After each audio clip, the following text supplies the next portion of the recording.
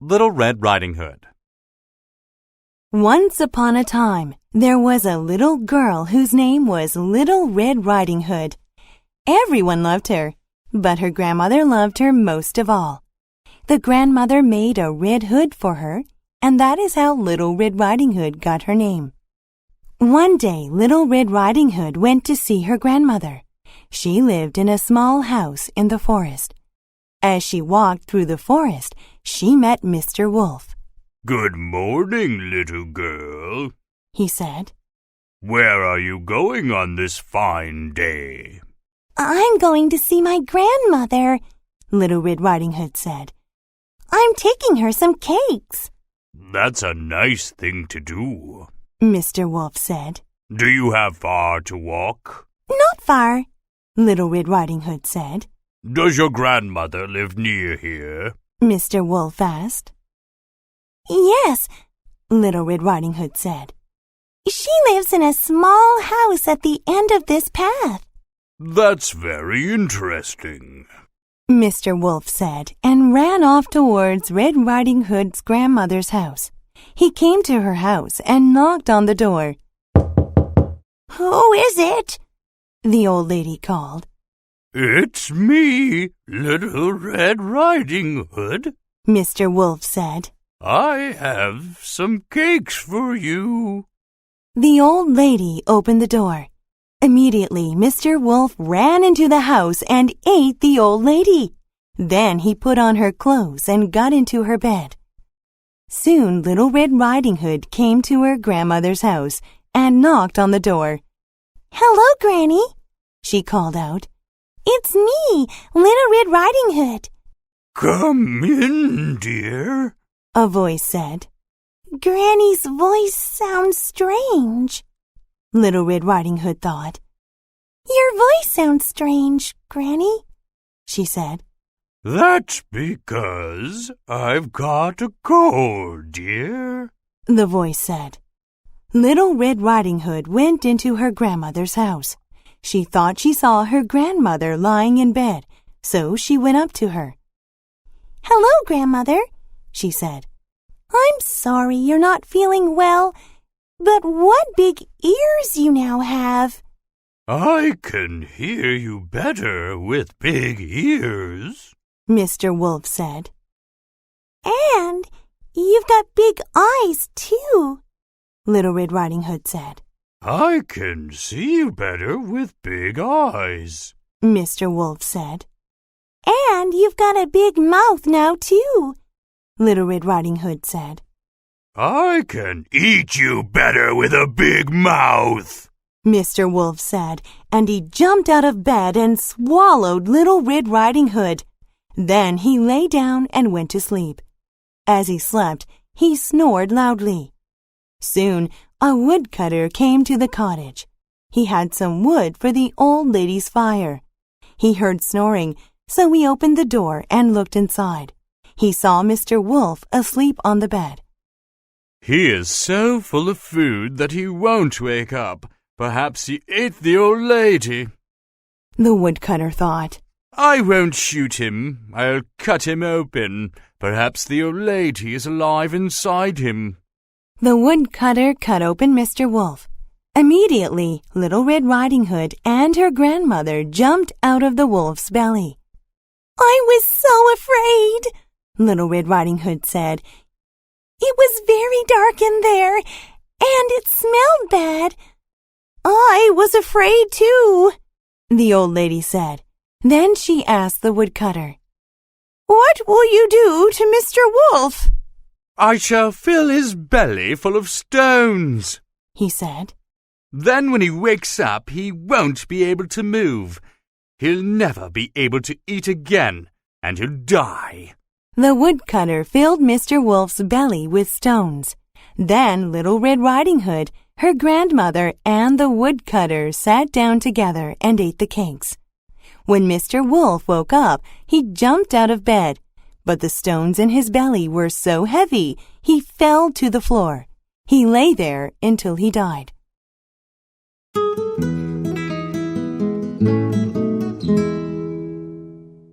Snow White and the Seven Dwarfs.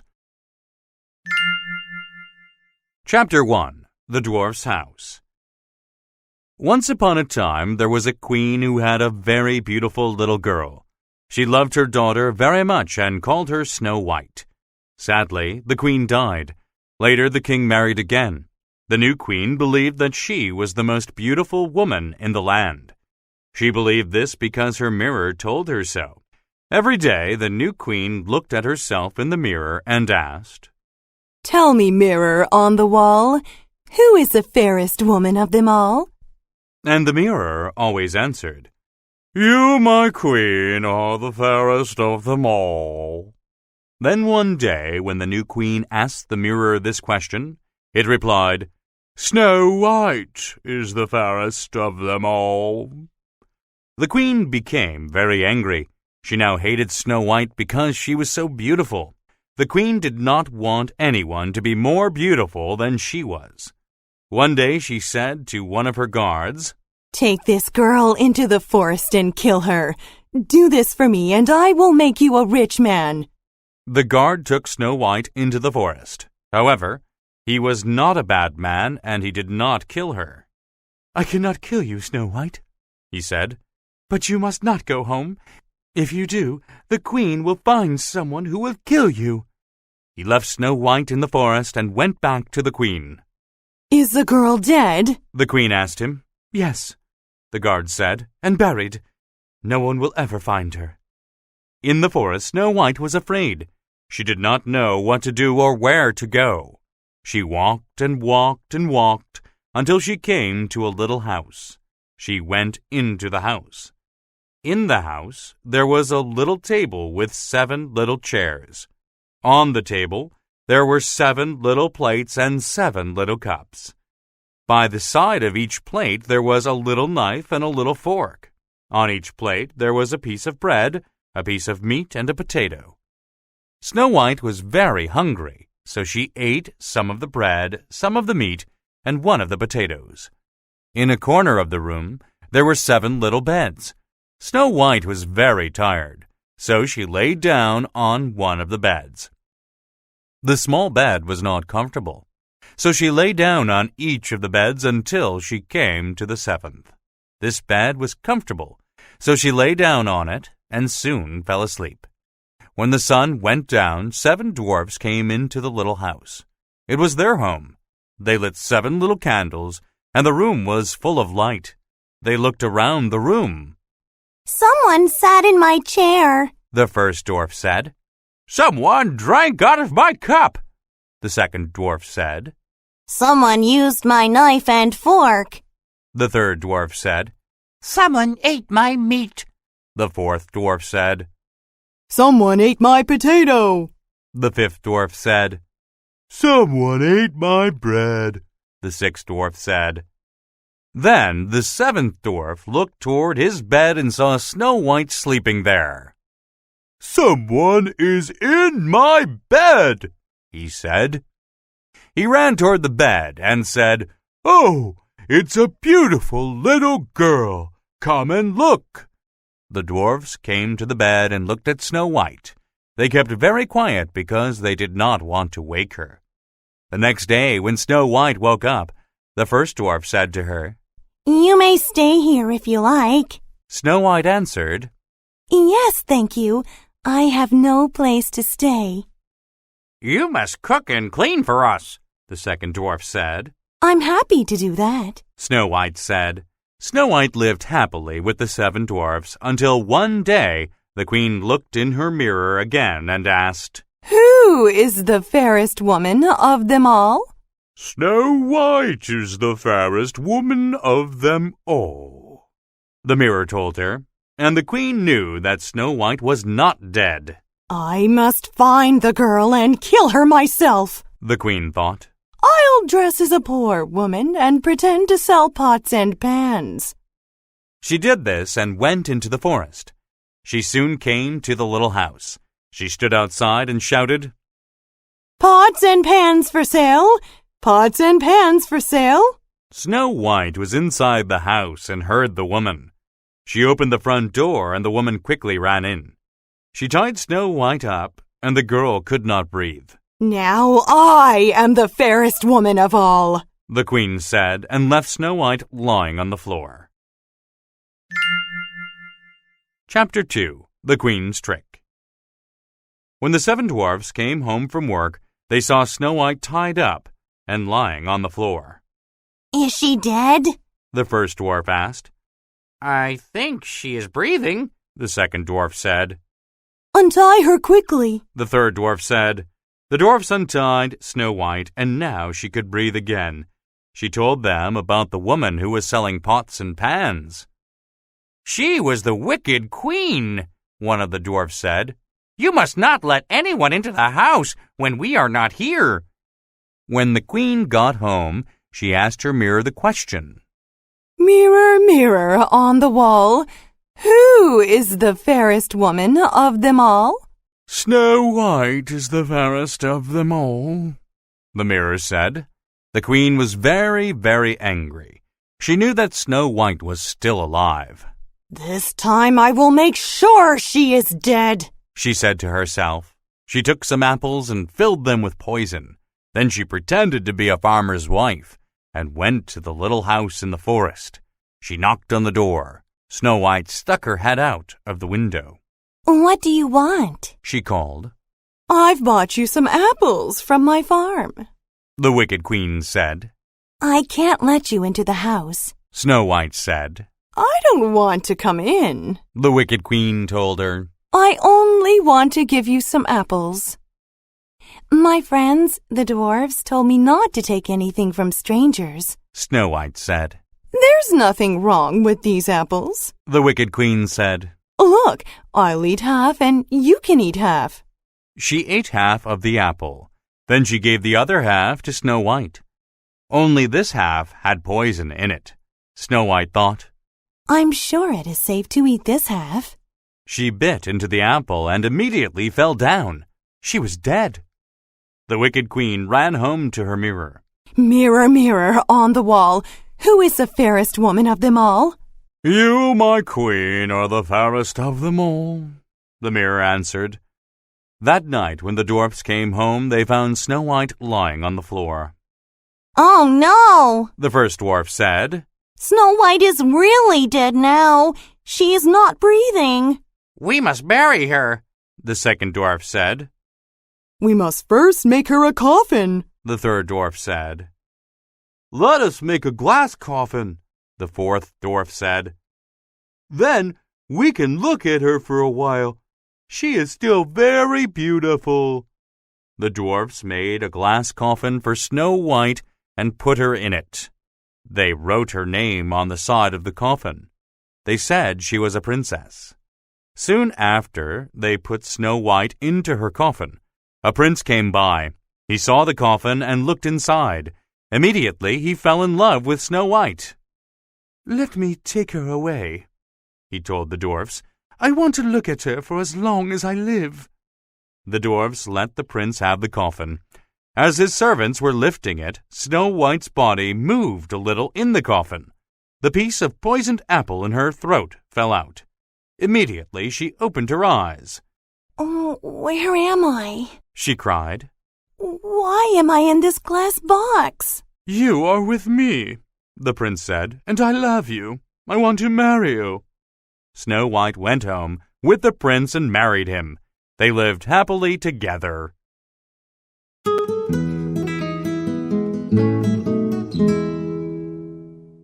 Bearskin. Chapter 1. The Devil and the Soldier. Once upon a time, a poor soldier was walking along a road when he met the devil. Where are you going? The devil asked him. I don't know, The soldier said. I really have nowhere to go. The war is over and the king does not want me now. Do you have any money? The devil asked him. No, and I do not know what to do for work. I am a soldier. I only know how to fight. I will make you a rich man. The devil said. But if you die within 7 years, I shall take your soul. What must I do for the 7 years? The soldier asked. Look behind you quickly. The devil said. The soldier turned around. A large bear was running toward him. The soldier raised his rifle and shot the bear. Good, the devil said. Now cut off the bear's skin and put it on. You must wear it for 7 years. You must not take a bath. You must not cut off your beard, and you must not cut your hair. How will I live? The soldier asked. The devil was wearing a green coat. He took it off, and he gave it to the soldier. There is a pocket in this coat, he said. Put your hand in the pocket. The soldier put his hand into the pocket. It's full of gold, he said. Yes, the devil said. You can spend as much as you like. The pocket will stay full of gold. Now don't forget, you must not take off the bear's skin. You must not take a bath, and you must not cut your beard or your hair. If you are still alive in 7 years' time, I will make you rich. If you die before then, I shall take your soul. With these words, the devil vanished, and the soldier started walking. At the end of the first year, he smelled bad, but he did not look ugly. At the end of the second year, he smelled very bad and looked ugly. At the end of the third year, he was covered in hair and smelled very bad indeed. Wherever he went, people moved away from him. The soldier was very lonely and very unhappy, but he was not poor. The pocket of the green coat was always full of gold. During the 4th year, he met an old man. The old man was sitting by the side of the road. He was crying. When the soldier walked up to him, the old man jumped up and ran off.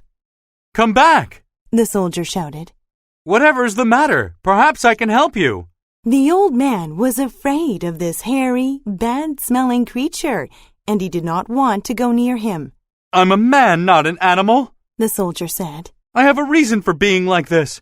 Tell me, what is the matter? If you need money, I can help you. The old man walked toward the soldier. He held his nose between his fingers. I don't not want to be rude, he said. But you really do smell bad. When did you last take a bath? 4 years ago, the soldier said. Now tell me, what is the matter? I was a merchant, the old man said. I sold many things and was rich. Then my shop caught fire. It burned to the ground. Now I have nothing to sell, and I have 3 daughters to feed. The soldier took some gold out of his pocket and gave it to the old man. Take this, he said. I have more than I need. The old man was very grateful. Come home with me, he said. You may marry one of my daughters. The soldier thought for a moment. I am very lonely, he thought. I could marry, then talk to my wife. Very well, he said. I will come home with you and marry one of your daughters. The old man sent a message to his daughters. I am bringing home a rich man. The message said. I promised him he can marry one of you. When they got the message, the 3 daughters put on their best dresses. They made themselves look as beautiful as they could. Chapter 2. The Merchant's Daughters. Later that day, the merchant and the soldier arrived at the merchant's home. The 3 daughters were standing in the doorway waiting for them. The 2 eldest daughters took one look at the soldier and ran into the house screaming. "Don't let that animal in!" they screamed. "We won't marry such a man!" I'm sorry, the merchant said to the soldier. I can't make them marry you. "I'll marry him," the youngest daughter said. "You made him a promise. I must help you keep that promise," You are a very good girl, the soldier said. I will go away for 3 years. When I come back, I will look and smell much better. Please wait for me. He took a ring off his finger and cut the ring in half. He gave the youngest daughter half of the ring and put the other half in his pocket. Then he went away. For 3 years, the soldier walked about the country. He gave money to the poor and made many people happy. Sadly, he got hairier and hairier and smelled worse and worse. At last, the 7 years were over and the devil came to him. I am still alive. The soldier told the devil. Make me clean and keep your promise. The devil was very angry, but he kept his promise. He washed the soldier and cut his hair and beard. Then the soldier put on new, clean clothes. He looked very handsome. Now I will go back to the merchant's house, he thought, and marry that good girl. He went to the merchant's house and knocked on the door. The merchant opened it. He saw the soldier, but did not know who he was. He saw a handsome man who was wearing fine clothes. The soldier did not tell the merchant who he was. Instead, he said, You have 3 daughters. Are they married? No, the merchant said. none of them is married. Good. The soldier said. I am looking for a wife. May I meet your daughters? Please come in. The merchant said. Eat with us.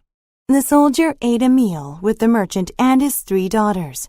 The 2 eldest daughters tried to make him like them. The youngest daughter just looked down at the floor. She did not even speak to the soldier. Why won't your youngest daughter look at me? The soldier asked the merchant. Why won't she speak to me? She promised to marry another man. The merchant said.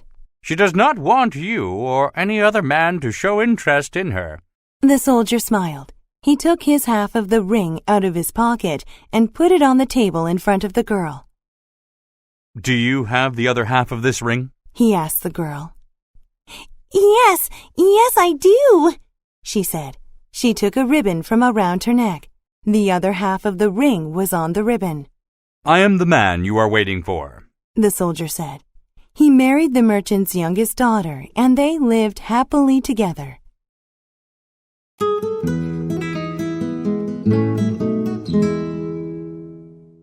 Rapunzel. Many years ago, there was a married couple who wanted to have a child. I am not a happy woman, The woman told her husband. You are a good man and a good husband, but I want a child. I shall not be happy until I have one. I am sorry, my dear, the husband said. We have not been lucky, but perhaps we shall have more luck in the future. The years passed, but the couple did not have a child. I am getting old, The woman said to her husband one day. Soon it will be too late for me to have a child. The couple lived in a house next to a witch. In her garden, the witch grew a wonderful vegetable called a rampion. The man's wife often took some of this rampion.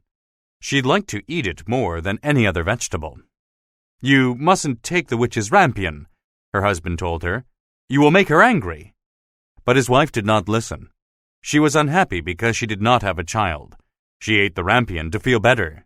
I must have rampion every day, She told her husband. I cannot live without it. Then I will speak to the witch, her husband said. It is wrong for you to steal from her. Perhaps she will give us some, or let me buy some. The man spoke to the witch. I will let your wife have as much rampion as she wants, She told him. But when she has a child, she must give the child to me. I will look after it as if it were my own. I shall never have a child, The wife told her husband. so let's do what the witch wants. And so she was able to have rampion every day. However, a year later, she had a child, a beautiful baby girl. As soon as the witch heard the baby crying, she came to the woman. I will take that child, She said. You agreed to give me a child if I let you have my rampion. She took the child away and called her Rapunzel, which was another word for rampion. Rapunzel was a beautiful child who grew into an even more beautiful young woman. For a time, the witch took good care of her, but when Rapunzel turned 16, she locked her in a room at the top of a tower. There was no door to this room. It had only one small window. Sadly, the witch no longer took good care of Rapunzel. She left her alone in the tower. As Rapunzel grew, so did her hair. It grew and grew and grew. Every day Rapunzel spent hours combing her hair. Soon it was so long that it reached the ground. When the witch wanted to speak to Rapunzel, she shouted, Rapunzel, Rapunzel, let down your hair. Rapunzel then put her head out of the window and let down her hair. As soon as it touched the ground, the witch climbed up it. One day a young prince came by the tower. He looked up and saw Rapunzel's beautiful face in the window. "Oh, what a beautiful girl," he thought. "I must get to know her." "Come down," he called. "Let us talk together." I can't come down, Rapunzel shouted. There is no door, and I do not have a ladder, but you can come up. Rapunzel let her hair down, and the prince used it to climb. Soon he was in the tower with Rapunzel. "Come away with me," he said. "We will get married." I would like to, Rapunzel said. but how can I get down? Then she had an idea. Bring me some silk every time you come, She said. I will spin it into a rope. Many days passed, and slowly the silken rope became longer. Then one day Rapunzel, who was beautiful but not very clever, said to the witch, Why is it that you are much heavier than the prince who comes here every day? You wicked girl, the witch said. I shall put a stop to that. And with these words she cut off Rapunzel's hair. Now I will take you into the desert and leave you there. You will soon die. She took the girl into the desert and left her there. Then she went back to the tower and waited for the prince. When he came, she let down the silken rope. The prince climbed up the tower. When he came to the window and saw the witch's ugly face, he was so surprised that he let go of the rope and fell to the ground. You'll never find Rapunzel alive, the witch shouted at him. She's in the desert. By the time you find her, she'll be dead. The prince, who was not badly hurt, rode away. He looked everywhere for Rapunzel. Then at last, many years later, he found her. She was alive and she had twin sons, but she was very thin and ill. "I am now king," the prince said. "You shall be my queen, and our 2 sons shall be princes." He married Rapunzel, and they lived happily together.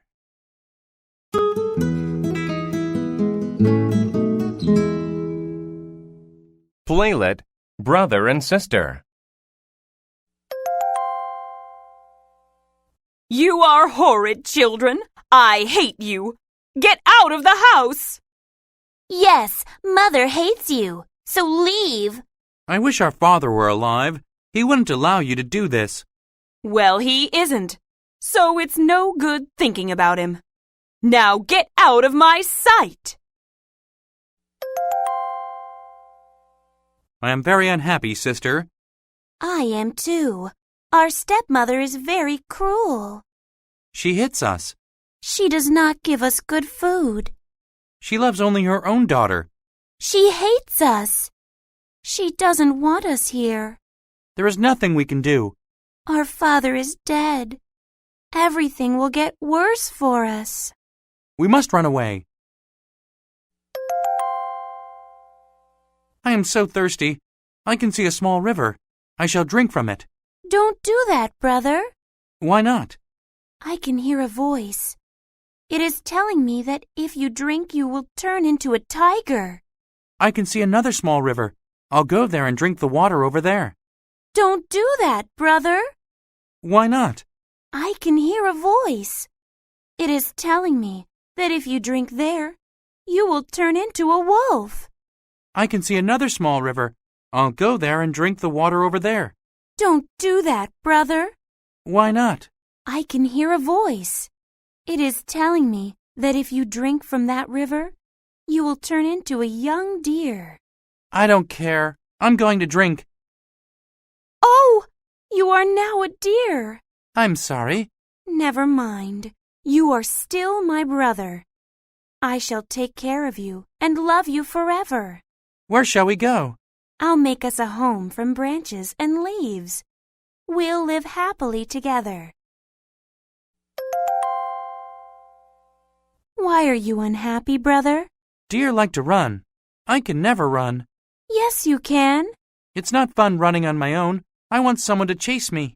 I'll chase you. You can't run fast enough. What's that noise? It's a hunting horn. The king is in the forest. What is he doing? He is hunting. Then he can chase me. No. If he catches you, he will kill you and eat you. He'll never catch me. Here I am. I returned home safely. But you are wounded. Your leg is bleeding. It is nothing. I heard it on a rock, but I must rest. There is blood on the ground. It is from the young deer. He is in that house. Who are you? What are you doing here? I live here with my brother. He is a deer. I do not understand. He drank some magic water. It turned him into a deer. Did you drink the water? No. But you are the most beautiful girl in my kingdom. Come home with me and be my queen. I must bring my brother with me. He can live with us. I can't believe the king married that girl and made her queen. I can't believe we are working for her now. But I have a plan. Then the king will marry me, and I shall be queen. You are very ugly. He must not see your face until you are queen. What shall we do? First, we must kill the queen. She has a baby son. What shall we do about him? We'll kill him later. A nurse looks after him. Very well. First, we kill the queen. We'll drown her in her bath this evening.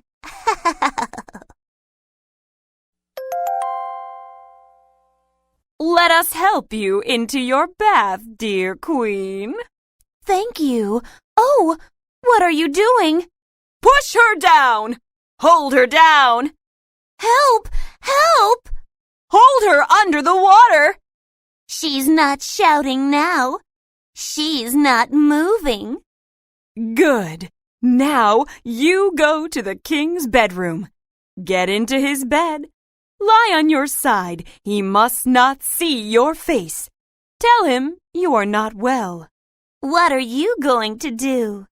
I am going to give money to the baby's nurse. You will visit the baby every day. Then the nurse will tell the king that you are his mother. He will not know his queen is dead. Who are you? I am the new queen's mother. Where is the baby's real mother? She is dead. She had an accident. She died in the bath. No one told me. I'm telling you now. My daughter will visit the baby every day. You will tell the king she is the baby's mother. Here is some money. Ah, and here comes my daughter. She is very ugly. Why would the king marry her? Don't call me ugly. Do you want me to put you in prison? No, please don't. I'm sorry. Good. Now remember what I said. Oh, what can I do? I don't want to lie to the king. But I don't want to go to prison. And I need money. Oh, what can I do? Husband, I have something to tell you. What is it, my dear? My stepmother and her daughter tried to drown me. What? They told this nurse to lie to you. Is this true, nurse? Yes, Your Majesty. The woman wanted me to lie so you would marry her daughter. They gave me money, but I must tell the truth. Then the old woman and her daughter shall go to prison. They shall stay in prison for the rest of their lives.